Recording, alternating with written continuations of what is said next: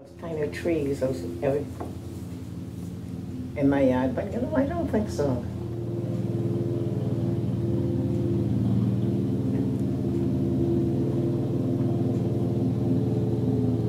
They're attractive, but I think I like having them so you can see a little bit outside of them, you know what I mean? Those are pretty big.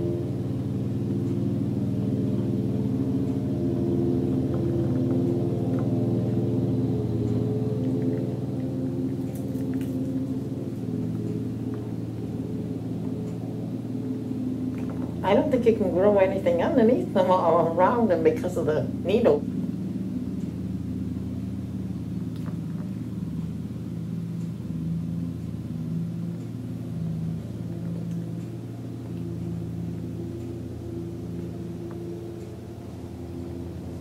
Funny how you can go from in this country from one set, from different places, and the trees are all different. It's the same kind of a tree, but it looks different. The one across the way over there is much bigger and not as full as these. Maybe these have more space so they can have a bit more ones. I don't know. My dad, he had birch, a big clump of birch trees, and the driveway, and then there was this piece of property between the two houses, and they had birch and trees in there, and he wouldn't let anybody cut those trees. And we asked him why. He says, because all my life when I lived in Italy, he said, I couldn't have trees. There was no room for them. And he says, I like these, they're the birch, the white birch on them, and he says, I just like them. Because they had thought maybe they should, when we got older, we should cut some of the trees between the two houses. And he said, no, he won't. But I think the people who bought the house after we left went in and took a lot of them out. My dad didn't like to cut trees down.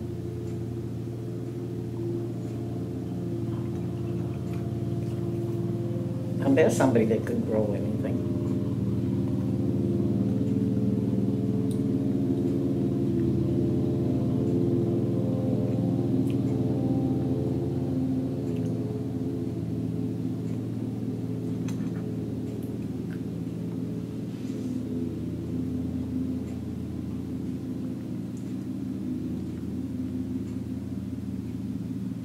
When is the sun going to come out and dry out?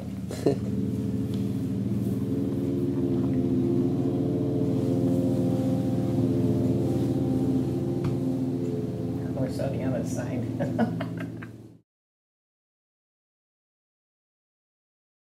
Country where there's nothing here, like dandelions, she can make all kinds of stuff with dandelions. Because when they came to this country, there was no gardens, nothing now. And come to wintertime, everybody was hungry. They found the dandelions, and they used to make dandelion wine, dandelion bread, everything. And that got them through the winter. And they even could make alcoholic drinks with them if had enough dandelions. It was amazing what they used to do, and most people had large families, and those when they first came to this country, and but they'd go out in the garden or the yard and they'd find all kinds of good things that they could use to cook. Oh, I don't have to talk. No, it's all right. I got nothing else to do. It was, and you know, you have to figure there was no places to go and buy stuff to eat. She had to go into the city of Boston, which was a long way. So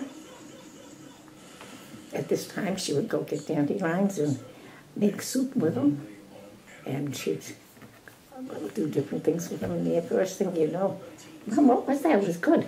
Oh, that was that different type of dandelion I picked. It was amazing.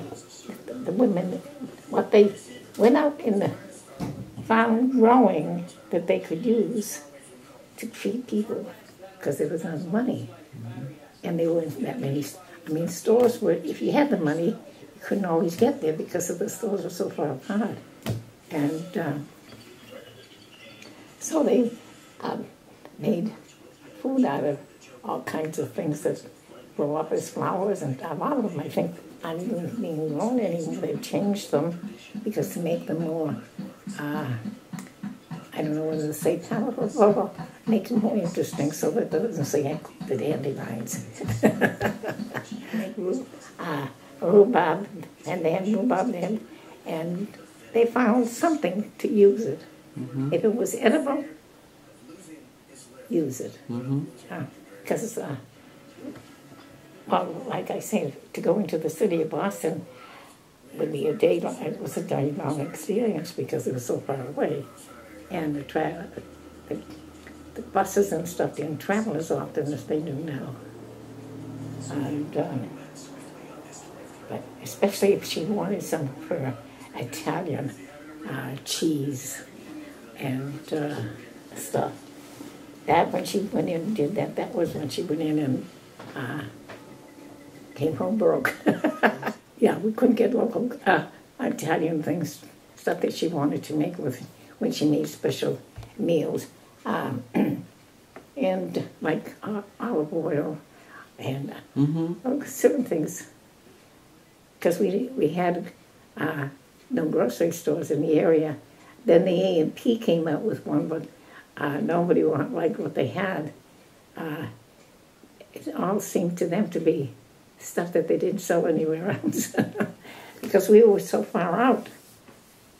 I mean, I could go from here to there and I'd be in Dedham and not Massachusetts anymore. So that, and they weren't there, no stores there at all. So they figured they could just get rid of everything that didn't sell in their city and bring it out there. But the people fooled them. They said, okay, yeah, I'm going to the city. And the next thing you knew, the store started moving out. Out the suburbs? Because people would go in and go into the A&P and buy what had been there for days or weeks, you know what I mean? Or it didn't look good, didn't smell good. They would find some other way of making something, edible. But people had I mean, when you get people have to do something, it's amazing how their brain works, and the next thing you know, they found a partial solution or a little bit, and learned to use things that they never had before, or found new ways of making things. It's amazing how the brain can change. I'm sitting here and there's a tree over there that must have an acorn for every little tiny.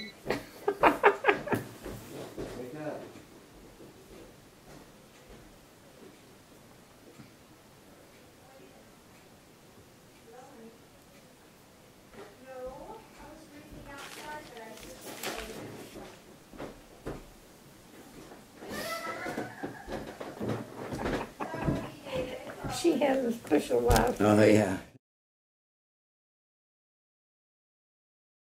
I think they have to stop some of that. Well, In order for everything else, it should all be done equally. yeah. This is my country.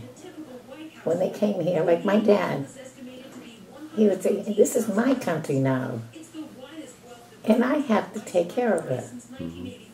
So he says, "No, I'm going to pay my taxes because I have a job. I can do what I want." I couldn't do that where I lived. So, I mean, And when you hear somebody talk that way, you say, you know, we could really make this country into something fabulous if we all thought the same way. You pay your taxes, and you take what you have left and live on it. And surprisingly enough, sometimes that money stretches a lot more than you think because you learn how to shop. My dad had 9 of us. And we never, we didn't have a lot of fancy stuff, but we had enough to make us happy. The 9 children, and my dad couldn't read and write. My mother could. And we had a big house. And we all learned how to drive. We all went to college, or at school after high school, because he said that's high school's done enough. I mean, when he worked for what they call Sylvan, which now is not that anymore. That was when that was a small company. It was taken over by another company. And then the funny thing about it, he couldn't read and write, but he could read a blueprint. I've seen men from that company that he worked for, when he retired, bring him a blueprint and say, there's a mistake here. Can you find it? I mean, you know what I mean? Yeah, let me just turn the TV down.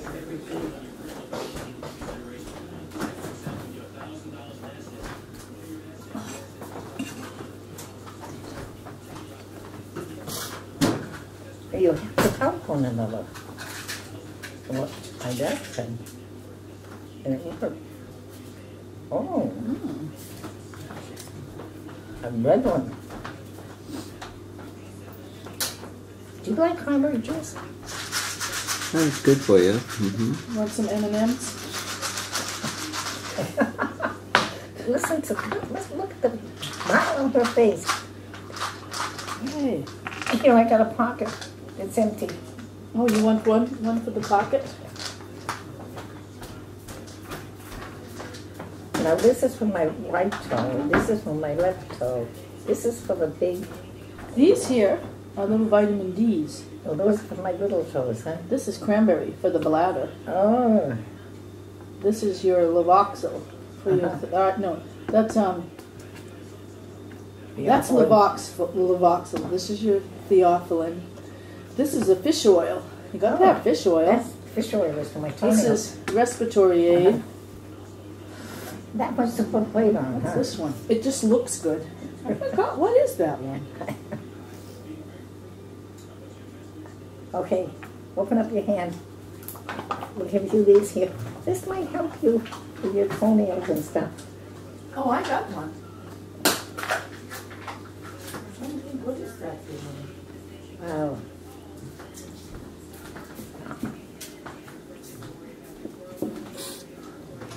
There's the puppy dog outside. We get the puppy dog here.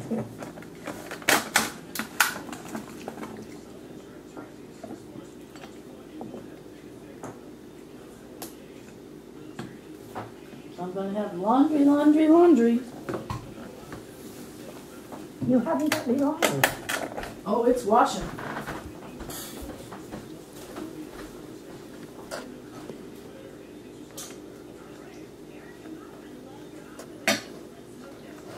I'm going to have to cut roses today.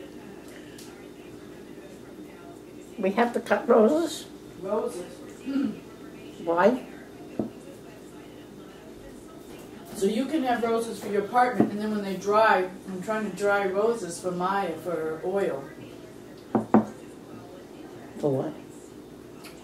For her to make her oil out of her face, like her body oil stuff. How do you do that? You can take the petals and you soak them in oil, or you put them in a double boiler with a brick, and you distill it, and you make rose water. What's the brick for? You put a bowl of water on the brick in a pot, and then you put the petals in around it, and so the water boils and hits the lid of the pot and comes back. It's a distilling process to make rose water. Now, can you do the same process on another different kind of a flower? You could distill many things, but I've only seen rose water.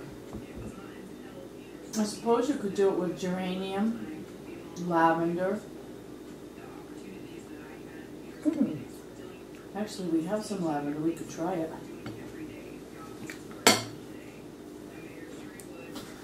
And I did it, we used a brick from the wood stove, and it made the rose water smoky smell.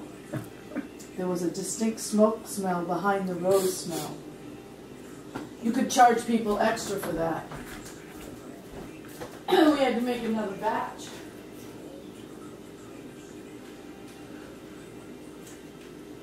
I shouldn't have had any breakfast. I got enough things to take. Just shake them down to your knees, Ma. I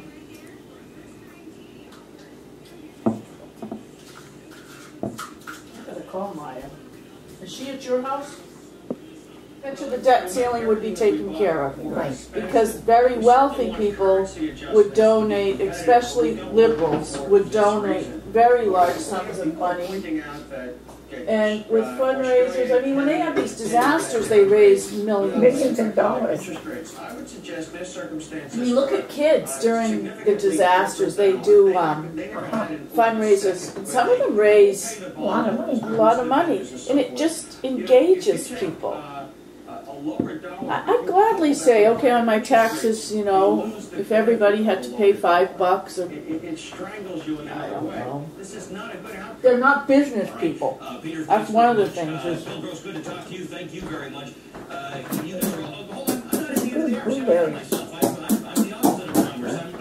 Oh, who's doing that? I didn't know you could make noises like that. All right, we'll put the basement together.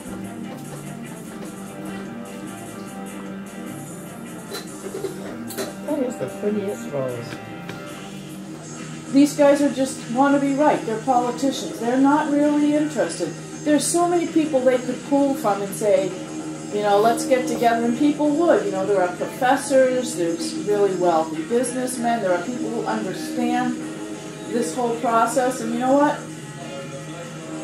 But it's too easy. They're stupid. And they don't realize how much people would say, wow, this is great, I'm going to vote for you because you did this.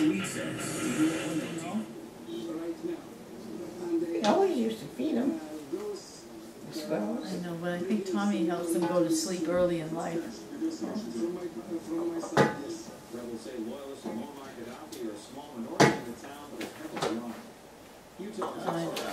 We need to swipe this catalog. Call them in order. That is pretty. That's different. A Catouche tulip. Fragrant. It's a peony flower tulip. The tulips are almost looking like peonies.